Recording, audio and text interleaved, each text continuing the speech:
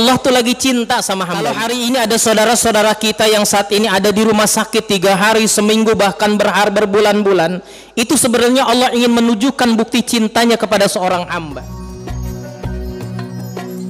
Di dalam sebuah hadis Nabi yang diriwayatkan oleh Baihaqi dari Abu Hurairah radhiyallahu an, ada pesan indah yang disampaikan oleh Rasulullah sallallahu alaihi wasallam. Idza ahabballahu 'abdan ibtalahu liyasma'u tadarru'ahu. Ini adalah bukti kecintaan kepada umatnya bahwa Rasulullah pernah berpesan, idza ahabballah, apabila Allah mencintai abdan seorang hamba, ibtalahu, maka Allah akan memberikan sebuah ujian, sebuah cobaan, sebuah problematika dalam sebuah kehidupan.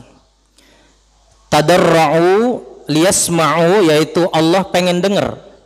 Tadarra'u, rintihan hamba-hambanya yang beriman. Berangkat dari sebuah hadis Nabi ini, ketika Allah mengatakan idza ahaballah, apabila Allah mencintai seorang hamba, sebenarnya Allah tuh pengen cinta sama hambanya itu dengan cara apa? Abdan, mencintai seorang hamba itu, ibtalahu, akan diberikan ujian oleh Allah subhanahu wa ta'ala. Perkaranya hari ini kita ketika diberikan ujian oleh Allah, diberikan nikmat oleh Allah subhanahu wa ta'ala, maka nikmat itu apakah kita pandai bersyukur atas nikmat yang diberikan oleh Allah subhanahu wa ta'ala? Tapi begitu datang masuk dalam ujian dan cobaan serta musibah yang diberikan oleh Allah, bagaimana kita menanggapi sebuah ujian dan cobaan oleh Allah yang diberikan oleh Allah subhanahu wa ta'ala?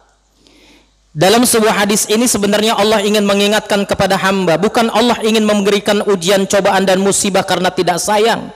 Jelas hadis ini mengatakan idza ahaballahu 'abdan ibtalahu liyasma'u tadarra'u. Allah tuh lagi cinta sama hambanya. Kalau hari ini ada saudara-saudara kita yang saat ini ada di rumah sakit 3 hari, seminggu, bahkan berbulan-bulan, itu sebenarnya Allah ingin menunjukkan bukti cintanya kepada seorang hamba.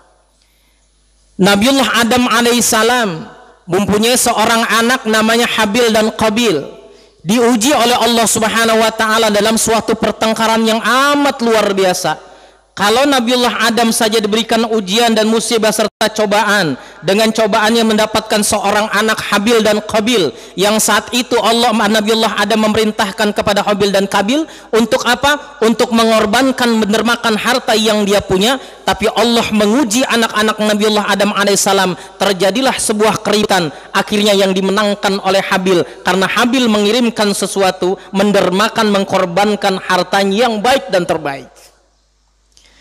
Yang kedua, ujian kepada siapa lagi? Ujian dan cobaan itu bukan saja kepada manusia seperti kita, hamba abdan, tapi ujian itu diberikan kepada seorang hamba pilihan seperti siapa? Seperti Nabiullah Nuh alaihissalam.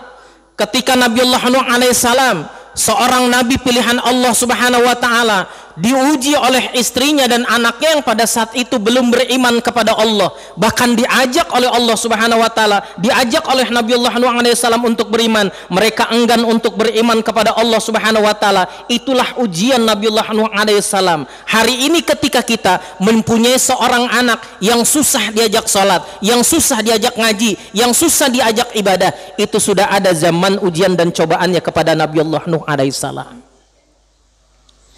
Begitupun yang ketiga, ujian dan cobaan musibah itu datang kepada siapa?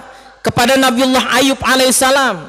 Ketika Nabiullah Ayub alaihissalam diberikan ujian oleh Allah berupa penyakit yang amat lama.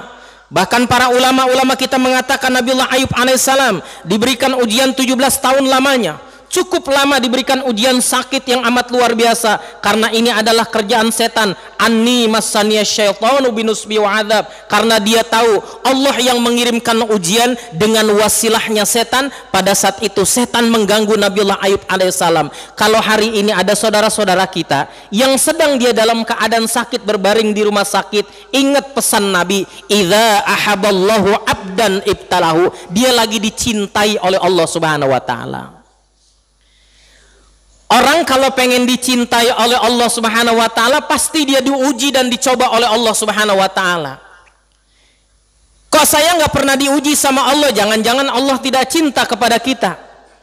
Orang yang diuji dengan permasalahan sebuah kehidupan, dia pasti ibtalahu. Allah tuh pengen dengar kita. Liyasma'u, Allah pengen dengar. Selama ini engkau ketika dikasih nikmat oleh aku, terkadang kamu lupa kepada diriku.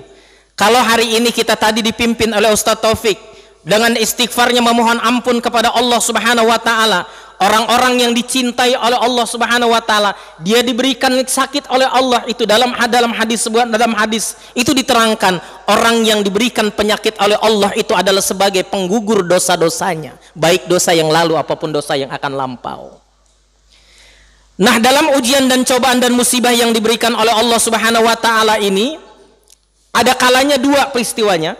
Yang pertama adalah peristiwa untuk sama-sama beliau. Ada kalanya peristiwa yang pertama adalah untuk berzikir dan mengingatkan dia. Yang kedua, ada kalanya manusia juga diberikan ujian dan musibah serta cobaan. Ada kalanya untuk membersihkan hatinya. Karena pada saat itu mungkin mengingatkan selama ini, ketika engkau mendapatkan nikmat dari Allah, engkau lalai dan lupa kepada Allah. Ketika engkau mendapatkan penyakit, supaya Allah engkau ingat kepada aku. Selama ini engkau dinas mau tadarra'u, selama ini engkau mungkin semalam tidak pernah menangis kepadaku. Engkau hanya menangis di depan kamera, tapi belum tentu menangis di hadapan Allah Subhanahu wa taala. Nah, yang kedua, ada kalanya juga manusia memberikan ujian dan cobaan kepada manusia itu untuk membersihkan sebuah ampunan. Kalau kita memohon ampun kepada Allah, bisa jadi Allah belum mengampuni dosa kita, tapi dikala Allah memberikan penyakit kepada kita, itu sebagai penggugur dosa-dosa kita. Makanya dalam sebuah hadits qudsi itu kita tidak boleh suudzon sama Allah. Allah itu bagaimana prasangka hambanya, dzon. Tidak boleh kita berprasangka kepada Allah, ya Allah kok saya dikasih sakit begini, asam urat, pinggang rasanya sakit, kadang batuk mulu. Allah lagi sayang sama dia. Balik mindset kita bahwa selama ini ketika Allah memberikan ujian dan cobaan kepada manusia itu, sesungguhnya Allah itu lagi cinta sama kita. Udah itu aja. Kalau Allah lagi cinta sama kita, ini orang-orang yang dicintai oleh Allah ini adalah orang-orang yang dipilih oleh Allah. Para nabi-nabi terdahulu itu dicintai atas musibah dan cobaan oleh Allah. Maka hari ini kita lagi diuji dan diberikan oleh Allah dengan ujian sakit, ujian yang lainnya. Itu adalah bukti Allah idza ahaballah, dia lagi cinta sama hambanya. Ketika lagi dicintai oleh Allah, maka manusia harus pintar-pintar memanfaatkan kecintaan dia kepada Allah. Nah, hadirin ma'asyiral muslimin, jamaah salat zuhur yang dimuliakan oleh Allah Subhanahu wa taala, dalam kesimpulan di dalam kultum zuhur ini, mari sama-sama berhusnudzonlah kepada Allah atas yang diberikan oleh kepada kita. Kita udah banyak nikmat yang diberikan oleh Allah, banyak banget, banyak nikmat yang diberikan oleh Allah. Tapi begitu dikasih sakit oleh Allah Subhanahu wa taala, terkadang-kadang kita menghitung-hitung, ya Allah kok sakitnya begini. Padahal Quran telah mengingatkan kepada kita, wala nabluwannakum bisyai'im minal khauf wal ju' wa naqsim minal amwal wal anfus wath thamarat wa basyiris sabirin. Ketika kita mendapatkan ujian dari Allah Subhanahu wa taala, Allah berikan kabar, berita gembira.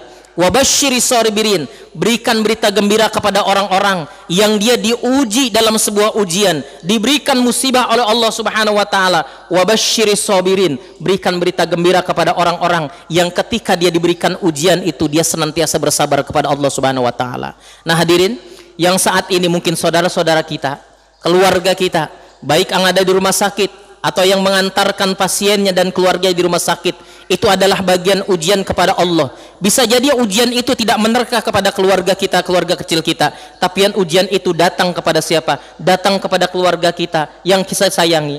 Makanya wabidzil qurba, sebenarnya kita itu harus sayang kepada keluarga kita dulu yang terdekat dengan diri kita.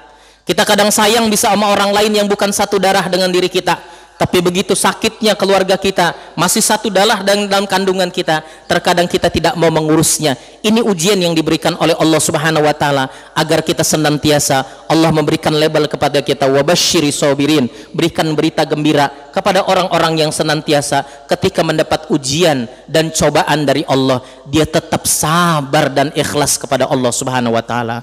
Mudah-mudahan nasihat yang singkat ini memberikan manfaat buat kita semua. Mari kita sama-sama kita baca Ummul Quran suratul Fatihah. Wabil khusus pada saudara-saudara kita yang saat ini dalam keadaan sakit, mudah-mudahan diangkat penyakitnya oleh Allah Subhanahu wa taala, yang menerimakan ujian dan musibah dari Allah Subhanahu wa taala senantiasa diberikan kesabaran oleh Allah Subhanahu wa taala.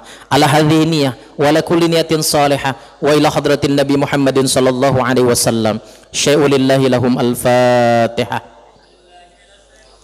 Bismillahirrahmanirrahim. Alhamdulillahi rabbil alamin arrahmanirrahim.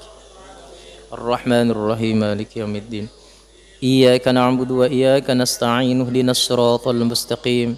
Siratal ladzina an'amta 'alaihim ghairil maghdubi 'alaihim waladdallin. Demikianlah hasbunallahu wa ni'mal wakil. Wallahul muwaffiq ila aqwamit thoriq. Assalamualaikum warahmatullahi wabarakatuh. Allah. Muhammad. Lama-lama namanya juga badal.